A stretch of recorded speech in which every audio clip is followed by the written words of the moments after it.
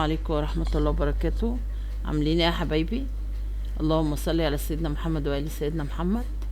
النهارده بقى ايه، استغليت ام مليكة وهي قاعدة، قلت بقى ايه تنضف لي المطبخ، البوتاجاز والسيراميك وكده اهوت.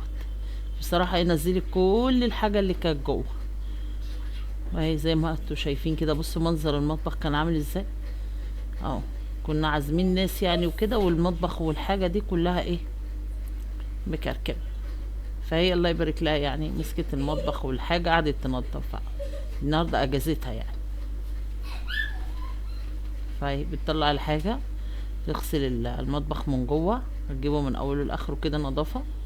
احنا كنا منضفينه، بس الترابة وكده والحاجات اللي احنا بنعملها والاكل فكده وات، والدقيق كنا بنخبز يعني وكده، والدقيق طار جوه بتاع بهدل المطبخ من جوه.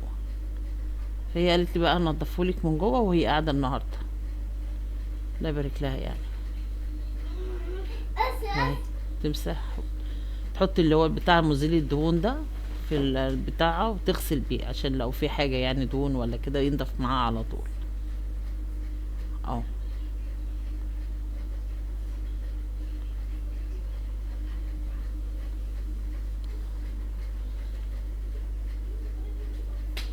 اه. المطبخ ده بقاله كتير قوي، اكتر من 20 سنة واحنا عاملينه، او 15 سنة. يعني اول ما المطبخ كان رخيص، كان المطبخ ما يعملش 2000 جنيه. دلوقتي المطبخ بقى واو، عدى اكتر من مبلغ كبير. كان اول ما طلع يعني وكده عملناه، كان عندنا واحد خشب قديم كده، فروحنا عملنا ده.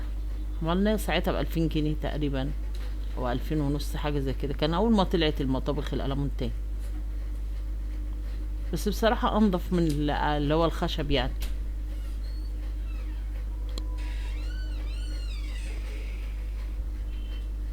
اه. بتنضف بقى، بتشيل الدهون اللي على البتاع من بره، والمطبخ من جوه، وهي بقى يعني بتنضفها.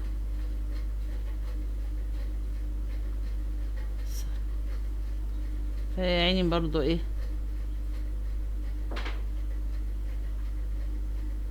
اهي تنضف يعني من جوه وتغسلهولي وكده، عشان ايه لما بتنزل الشغل، ما يعني انا اعمل حاجات خفيفة بس. كنت اعمل اكل، اغسل مثلا، امسح حاجات، روق الاوض زي ما انتوا شفتوا كده، روتينات على قد يعني.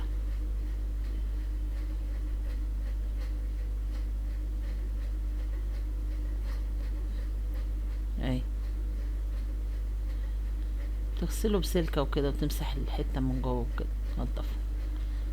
اهي فاضل من بره، بعد كده خلص يعني كله. اه. وجابت ورق اللي هو بيتفرش من جوه ده كده، حطيناه كده يعني عشان ايه، يشيل بس لو في ترابة، في مية ولا حاجة، تحط مثلا حلل، مواعين ولا حاجة، يعمل مثلا ما يبوظش المطبخ من جوه. اهي كانت بترص الحاجة بقى من جوه. يا رب الفيديو يعجبكم حبايبي. ما تنسوش اللايك والشير وكده، عشان القناة تكبر بيكم. ما احنا ملناش غيركم يعني. ربنا يبارك لكم يا رب، ويسعدكم في دنيتكم وحياتكم، ويحقق لكم كل اللي نفسكم فيه يا رب. اهي بترص الحلل، حاجة من جوه يعني. والمطبخ عشان كتر الفتح والقفل، ف دي طواجن يعني كده، كنا جايبينها وكده بنحطها لو بنعمل حاجة. طاجن بتاع شوية رز، شوية طاجن لحمة كده بنحط فيه. فما بنرضاش يعني كنا بنجيبهم يعني في حاجات وكده، بنخليهم يعني بنستعملهم. يعني بصوا الدقيق حتى مبهدل المطبخ من جوه، لما كنا بنخبز وكده وقع مننا على الرخامة، وبهدل الدنيا في المطبخ من جوه. هي كانت منضفاه يعني قبل العيد وكده،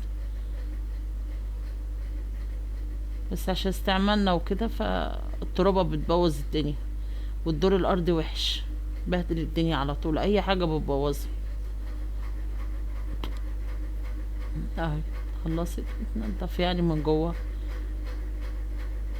على طول على طول كده. هو حلو برضو ان هو بينضف بسرعة يعني. شوية مية وبتاع من اللي هو المزيل دوت او شوية بريل، بتلاقي المطبخ نضف. اه، ثواني يعني على طول.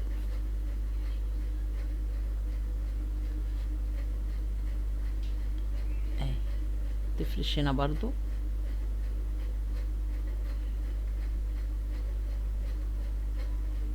ايه ده، صغيرة حطيت غيرها.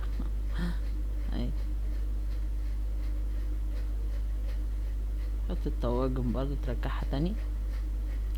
اهي، ترصهم على بعضيها. الضرفة دي صغيرة يعني، بنحط فيها طواجن، بنحط مثلا الاطباق الازاز عشان مليكة مثلا لما تروح شميها لا الازاز يعورها كده. والاطباق اللي هي الصغننة لو بيستعملوا طبق على الوش كده خفيف. هنا برضو المطبخ من فوق، اللي هي القطعة دي بنحط فيها كوبايات، بنحط مثلا سكر، شاي، الحاجة التوابل يعني وكده. اهي،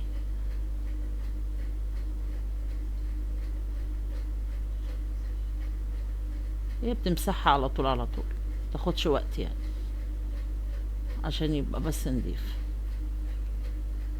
هو اللون اللي بيتي في الاسود ده بيبان فيه التراب، او بيبان فيه لو حد واحد حط ايده كده اهوت بيعلم يعني، بيبقى شكله باين ان هو فيه كأن تراب، او ايدي وسخة، ايدي اللي مثلا بتمسك كوباية شاي، بتمسك مثلا كيس سكر، بطرمان سكر.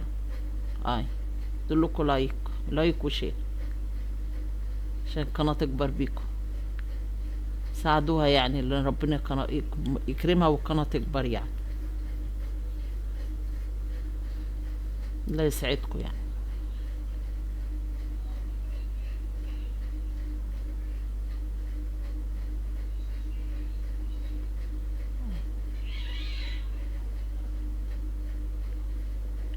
وهي بتشتغل يعني في مول كده بتاع حلويات وكده، مصنع حلويات وكده. تمشي الصبح يعني حوالي الساعة 7 أو 6 إلا نص، 7 إلا ربع. فعقبال ما بتوصل وبتاع، بتوصل هناك 8 ونص، 9. فبتيجي يعني الساعة 7، تيجي 8 حسب ما بتيجي يعني، عشان هي شغالة في 6 أكتوبر كده، حتة بعيدة يعني. بتساعد بنتها وبتساعد حياتها، العيشة غالية والحاجة غالية. احنا بنساعد وكل حاجة، بس برضو يعني هي نفسها في حاجة، تجيب لبس لبنتها، تجيب لبس ليها. مثلا نفسها تخرج، بتروح تجيب حاجة لبنتها. هي بتساعدها، وهي على قد ما تقدر. والله هي بتخرج وتيجي، الواحد بيخاف عليها، بس الدنيا برضو هنعمل ايه، الحياة غالية والعيشة غالية. فبتقول تساعد روحها وخلاص. هنا برضو كانت بتفضل الحاجة دي، كنا بنحط هنا بقى مثلا سكرية صغيرة، كوباية مثلا بتاعت اللي هي الشاي دي، نحط مثلا نعناع ولا حاجة عشان يبقى قريب يعني للي ياخد من قدام. ايه، على طول على طول كده بتنضفه، تمسح بحتة. السيراميك برضو يعني.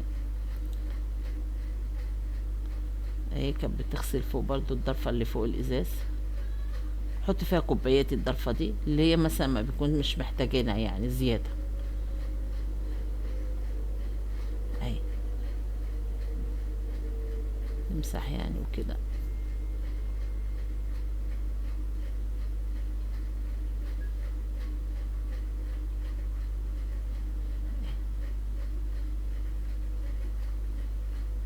الضفة هي الضفة قلاب كده من فوق، عشان لو حطينا فيها كوبايات والحاجة. اهي، الضفة. مم. بتساعدني برضه يعني على قد ما تقدر، كتر خيرها يعني. اهي،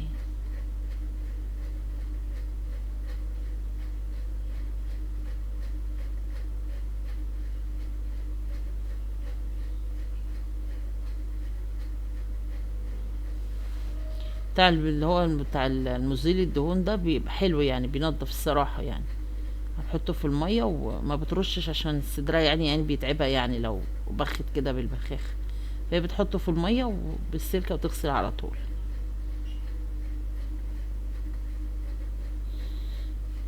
اهي، نشف بقى. وبعد كده بقى ايه تبدأ بقى في الحاجات التانية.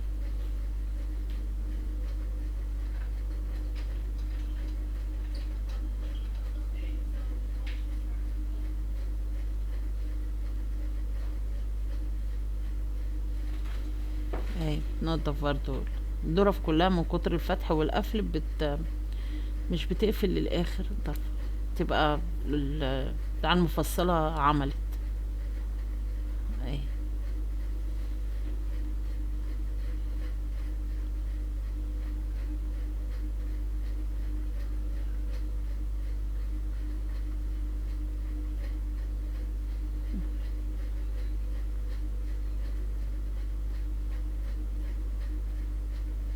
برضه تفرش فيها حتة بتاع الشمع اللي هي الورق ده. اهي لقيتها كبيرة راحت قسمتها. اهي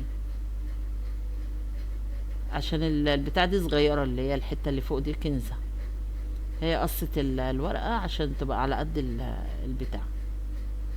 اهي لازم تظبط. اهي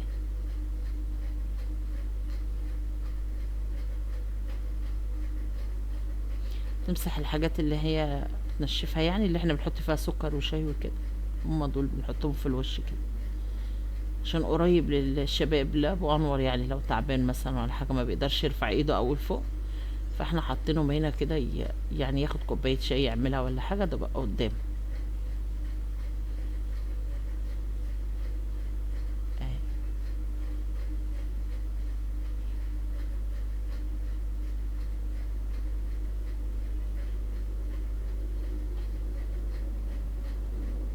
هي كده خلصت فوق. اهي تبدأ بقى هنا ايه الادراج وكده، الدرج نحط فيه معالق سكاكين حاجة. اهي نحطه كده ونحط فيه بقى الحاجة، سكينة معلقة بتاع اللي هي المقصوصة دي كده. اهي هتلم الحاجة اللي كانت فيه هتغسلها، كل اللي في الدرج. الرخامة دي بقى لها كتير قوي، فاللون بتاعها كنا يعني قالوا لنا اعملوها اللي هي الجرانيتا السودا دي، بس الصراحة جينا نعملها لقيناها غالية يعني وكده، فقلنا بقى هي موجودة حلوة وخلاص نفع. بيج لونها سمني كده، قديمة يعني من ساعة ما عملنا المطبخ، أول ما عملناها. أي بنحط هنا بقى السكاكين، نحط مثلا المغرفة معلقة مقوار، نحطهم في الدرج هنا. بصوا تحت هنا المطبخ عامل ازاي من الدقيق والحاجة. لما طارت بنفتح الكيس بهدل الدنيا بتاع الدقيق، كنا بنخبز يعني وكده بهدل الدنيا. اه طلع بقية الحاجة اللي في الدرج التاني. اهي هتمسحه برضو.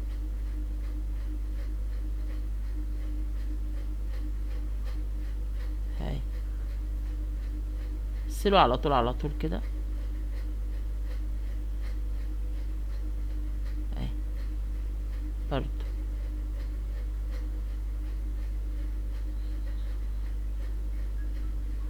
اهي بتنضفه من جوه برضو كده،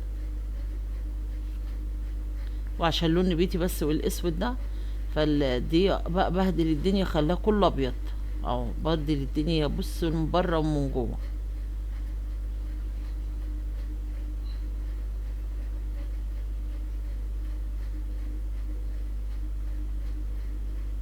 بتحط هنا برضو السكاكين تاني برضو بتداريها من مليكة عشان تلعب فيها، فنحطها هنا في الدرج وبنخبيها منها. ايه هنا برضو هتغسل القطعة اللي تحت دي على طول على طول.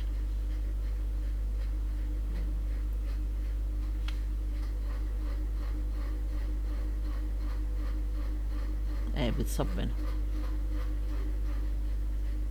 هو 3 ظرف ودرجين والظرفة صغنططة تحت، نحط زيت نحط سمنة نحط زيت خل، مثلا لو في بطرمان عندنا زيادة ولا حاجة بنحطه فيها. بنستعملهم يعني. هي المطبخ يعني لم حاجات كتيرة بصراحة. ده قالوا لنا اعملوا اكبر من كده، بس احنا الصراحة قلنا لا كويس عشان نعرف نتحكم، يعني نتحرك في المطبخ ساعتها. لو حسبنا ان المطابخ هتغلى كنا كبرنا.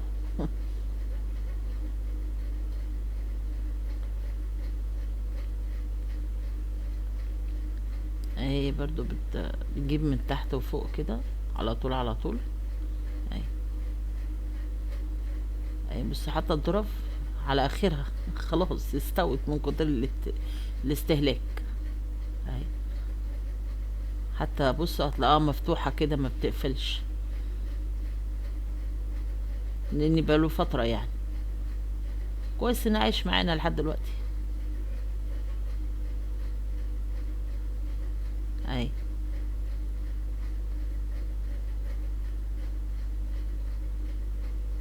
احنا بصراحة يعني الحاجة لما بيكون عندنا بنحافظ عليها، لو حتى بقالها سنين. انا اوضه النوم بتاعتي دي قعدت لما اتجوزت بيها، قعدت بتاع 20 سنة، واللي يشوفها يقول جديدة. لاني ما عنديش عيال بصراحة، كانوا يعني مش اللي هي العيال اللي بتقعد تتنطط وتبهدل الدنيا وكده، لا هم بصراحة يعني ربنا يبارك لهم يا رب ويهديهم لحالهم. كانوا بصراحة محترمين يعني ومؤدبين، غير الجيل دلوقتي. الجيل دلوقتي العيل بص لو قعدت تقول من هنا للصبح، بس بس بس ما بيسمعش الكلام. لكن الصراحة هم كانوا من الأول يعني بصراحة محترمين يعني ومؤدبين، والحمد لله فضل بتاع ربنا ودعوات والدي أهالينا برضو، الحمد لله. الحمد لله. ربنا يصلح لهم الحال يا رب. اه خلصت هنا هتغسل الرخامة اهي. السيراميك ده برضو لون بامبا زي اللي هو اللي في الأرض، بس ده سادة بقى، اللي عاملينه في الحيطان برضو. اه. تغسل الرخامة برضو على طول على طول.